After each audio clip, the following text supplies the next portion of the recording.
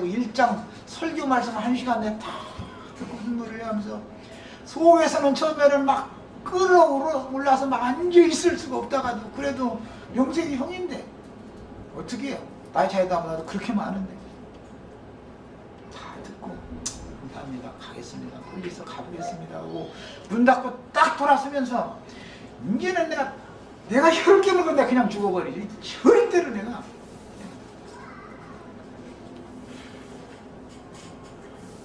일가친척에게는 나의 피부치에게는 손벌리지간이 아니라 하고 나와야 이를 악물고 사는 거예요. 그래야 사는 거예요. 그런 것도 다 경험해 보셔야 됩니다. 하나님께서 나중에 깨닫게 해주셔야지. 내가 얼마나 기질이 강하고 얼마나 고집이 세고 완악하면 세상에 사람을 낮추고 사람을 꺾어도 이렇게까지 하셔야 됩니까? 막 집에 들어가기 누워도 어딘가 가서 실컷 울기라도 하고 돌아가야 어쨌든 치료가 되잖아요.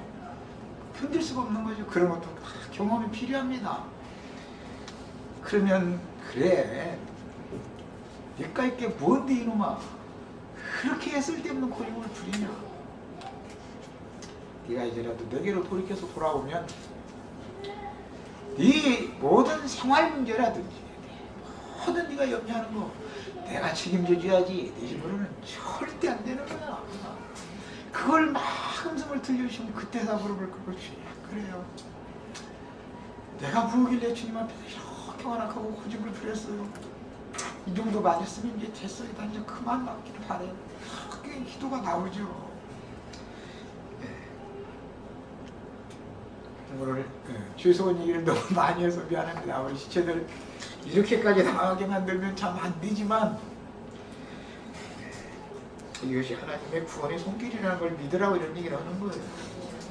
그 다음에 잔악한 자의 징계하는 그것으로 너를 징계하며 잔악한 자를 통해서 징계를 하겠다는 거예요. 내가 당할 수 없는 자의 손에 나를 붙여놔버린 거예요. 거기서 나오고 싶지만 그 손아귀에서 벗어나고 싶지만 내가 자기까지는 하나님께서 허락해 주시지 않으면 깜짝 못하고 당하는 거예요. 그 기간 동안 야곱이 얼마나 힘들었겠어요. 요셉이 그 기간 얼마나 힘들었겠어요. 그런데 창세기에 요셉의 정기를 그 이 부분 너무너무 기막힌 말이 있습니다. 감옥에서 누명을 주고 거기에 있는데 하나님께서 요셉에게 더하사 복을 내리신 거라고 그렇게 되어 있습니다. 무슨 놈의 복이 그런 게 그게 복이겠습니까? 그게 무슨 놈의 은혜겠습니까? 그러나 하나님은 그때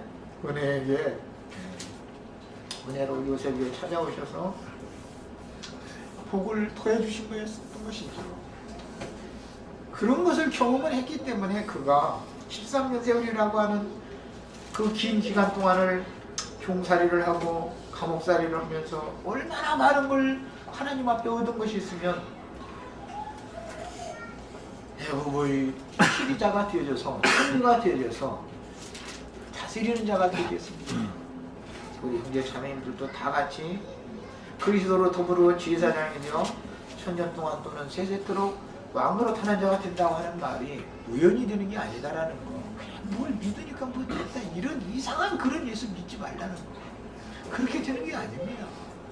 사람이 남을 다스리려면 세상에서도 그 많은 두다는 노력이 필요하고 그 많은 인고가 필요한 거예요. 그런데 영원의 세계에 가서 하나님의 나라에 가서 하나님의 은혜로 구원받은 사람들 산자들을 다스리는 자가 되려면 이게 보통 훈련이 이렇게 되는 게 아니죠. 그리하여 어찌하여 네 상처를 인하여 부르짖느냐 네 고통이 낫지 못하리라. 십자가에 아직 숨이 끊어지지 않은 상태고 기한이 아직 다 차지 않았기 때문에 너무너무 힘들고 죽겠으니까 그러는 거예요.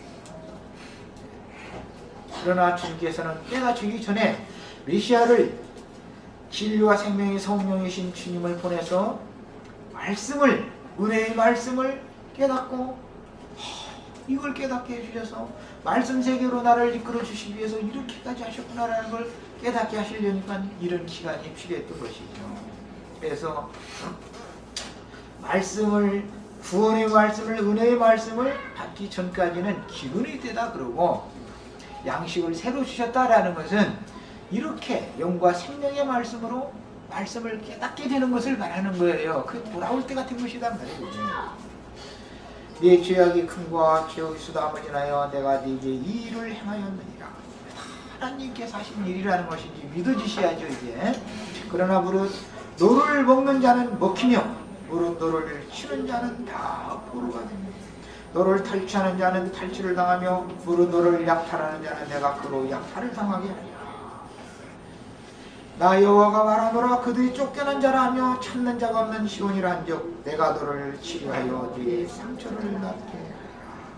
나 여호와가 말하노라. 보라, 내가 포로된 야곱의 장막들을 돌이키고 그 거하는 곳들을 긍휼히 여길 것이라.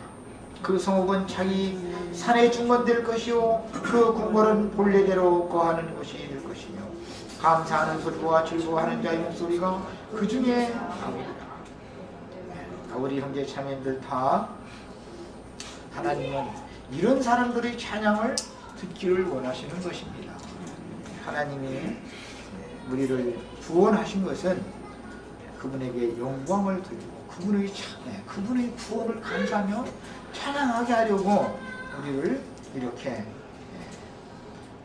과정을 거쳐서 10년 세월을 다 누구나 나름대로 10년 세월은 다 있게 마련이니까 다 거치게 하신 것을 믿으시기를 바랍니다. 내가 그들을 번성케 하리니 시달치 아니하겠고 내가 그들을 영화롭게 하리니 비천하지 아니하겠습니다. 그 자손은 여전하겠고 그 회중은 내 앞에 굳게 설 것이며 무릇 그를 압박하는 자는 내가 다 벌하리라. 그 왕은 그 본족에게서 나올 것이요. 그걸 보니까 우리 형제 자매들 왕이 다 되게 하려고 이렇게 하셨다는 걸 알 수가 있는 것이죠. 그 통치자는 그들 중에서 나올 것이며 내가 그를 가까이 오게 함으로 그가 내게 접근하리라. 그렇지 않고 담대히 내게 접근할 자가 누구냐. 의로우신 하나님, 전능하신 하나님, 아무리 기질이 강하고 고집이 된 사람이라 할지라도 한번 그분의 손에 걸리기만 하면 콧뚜레를 꿰고 공회를 씌워가지고 길들이시고 훈련시켜서 결국은 예수 그리스도 앞으로 데려다 놓으시는 하나님, 이 하나님이 전능하신 하나님인 것을 믿으시기를 바랍니다. 사람 가장 기묘한 것은 이것입니다. 인생사에서 가장 기묘한 것은 이거예요. 나라고 하는 인생이 예수 믿게 된 것, 예수 그리스도가 나의 아버지가 되고 나의 구원자가 된 것, 이것이 믿어지는 것, 이거보다 더 기묘한 일은 없는 거예요. 이적 중에 가장 큰 이적이에요. 여호와의 말이니라. 너희는 내 백성이 되겠고 나는 너희 하나님이 되리라. 보라, 여호와의 노가 말하여 폭풍과 해리바람처럼 악인의 머리를 칠 것이라. 악인의 머리를 칠 것이라 그랬는데 포로로 사로잡고 있던 자의 머리를 친다라는 말이지만 사실은 내 술수와 잔머리를 굴리지 못하게 만든다라는 말이죠. 뱀의 머리를 깨는 거예요. 결국은 옛사람의 야곱과 같은 그런 술수에 등하고 자기를 의지하려 하고 자기를 그래도 괜찮은 사람으로 알고 자기가 뭔가 하면 될 것 같이 여기고 이런 사상이 깨지지 않은 사람은 뱀머리가 아직 깨지지 않은 사람이다. 하나님은 뱀머리를 깨야만 되는 거예요. 결국은. 왜? 지난 시간에 복음 집회 때 말씀드린 것처럼 요셉의 해골이 살아서 이스라엘 나라를 애굽을 다스리던 그 다스림이, 그 지혜와 지식이 형제 자매님들의 신령과 마음을 주장하고 다스리기 위해서 영이 되셔서 오셔가지고 이걸 다스리는 거예요. 이게 주님이 왕으로 하는 거예요.